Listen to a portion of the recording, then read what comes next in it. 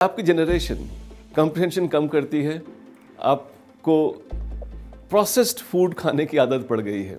ज़्यादा से ज़्यादा कॉम्प्रिहेंशन करेंगे तो ज़्यादा से ज़्यादा आपकी प्रैक्टिस होगी। कोई 2-4 दिनों में कोई फ़र्क नहीं आएगा, कुछ होता हुआ नहीं दिखता है, but at some subtle level some changes are happening. Processed note, bulleted points, pictorial representations, इनको कम से कम यूज़ किया जाए। Your comprehension is actually preparing your mind to take the future questions.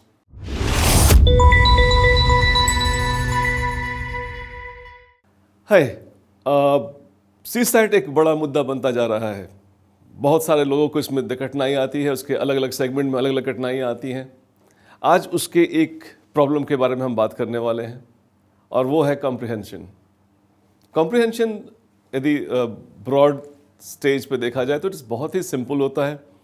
जवाब भी वही होता है, सवाल भी वहीं बनते हैं, वहीं से बनते हैं जहाँ से उनको कंटेक्स्ट दिया होता है।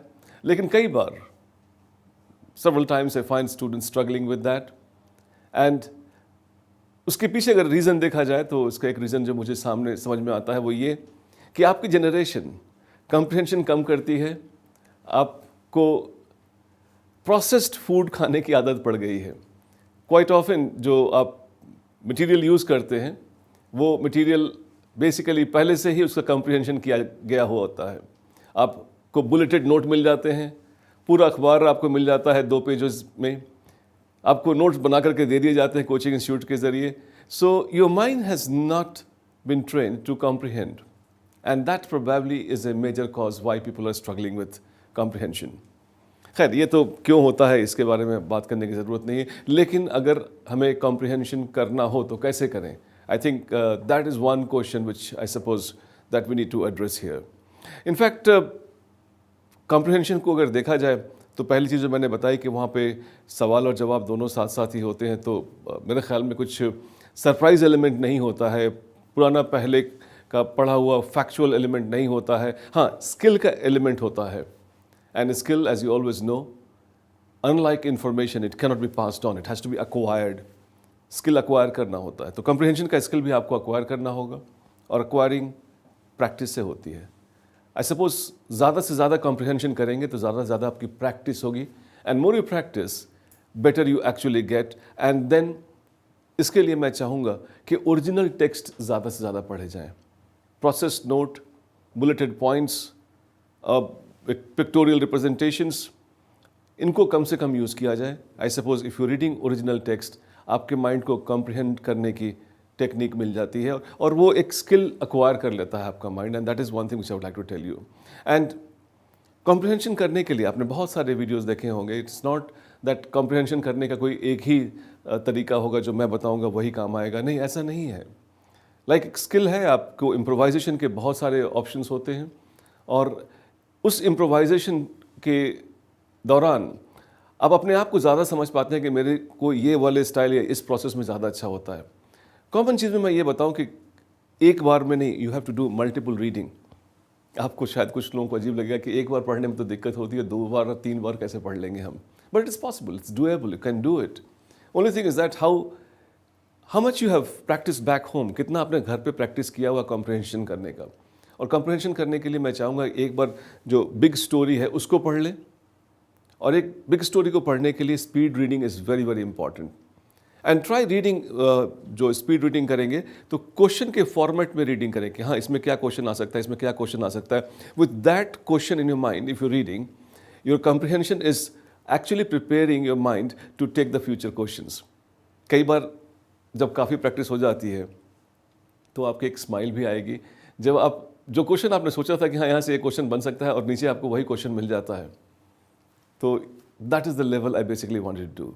इनफैक्ट वन रीडिंग से काम नहीं होगा, I like you to look for the second reading also, and वहाँ पे उन पॉइंट्स जो आपने हाईलाइट कर रखे हैं उनको देख लीजिए, and then you are in a position to actually go for that. एक कंटेक्स्ट भी आपको ध्यान रखना होगा।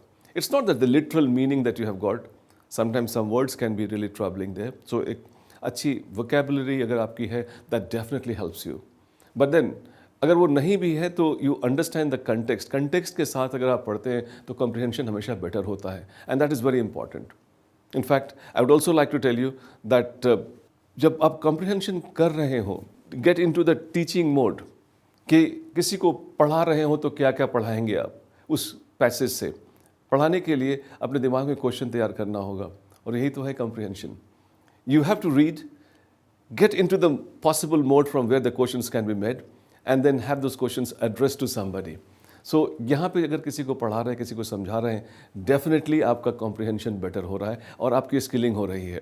Also practice, practice and practice. This is what I have always been telling people, but a lot of time people take it for granted and they start looking for some shortcut. In fact, some of you who may have started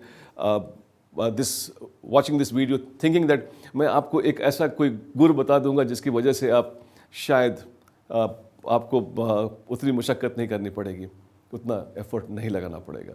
ऐसा कुछ भी नहीं होता है। It has to be something like, I mean, you don't have to reinvent the wheel. Wheel is already existing. आपके पास passages पड़े हुए हैं, आपको प्रैक्टिस करनी है। जिस दिन आपकी प्रैक्टिस पूरी हो जाती है, आपका कॉम्प्रिहेंशन सही होने वाला है। और ये एक ऐसा खूबसूरत एरिया है जहाँ पे एक साथ कई क्वेश्चंस आपके सही हो सकते हैं। हाँ, लेकिन इसके लिए आपको समझना होगा बार बार, you have to get into the mind of others when somebody is writing something for you, what that person is actually having in the back of its mind when it's setting the questions. आपको ये ध्यान रखना होगा कि उनके question के angle से मैं सोच पाता हूँ कि नहीं पढ़ने के दौरान। And that is something which is what I like you to do. And as I started saying that practice is the real answer to this. Don't forget कि प्रैक्टिस अगर आप करें तो कॉम्प्रिहेंशन एक ऐसा सॉलिड एरिया है जहाँ पे आपको एक चंक में काफ़ी मार्क्स मिल जाते हैं, क्योंकि कई क्वेश्चंस आप एक साथ सॉल्व कर लेते हैं। And that is one thing which is what is very relevant. आप प्रैक्टिस आज से शुरू करें and you will find that कोई 2-4 दिनों में कोई फ़र्क नहीं आएगा। कोई भी स्किल ऐसा ही होता है, कोई भी नॉलेज, कोई भी इंफॉर्मेशन फटाफट सीख जाते हैं आप and you feel very confident, but skill कुछ होता हुआ नहीं दिखता है, but at some subtle level some changes are happening.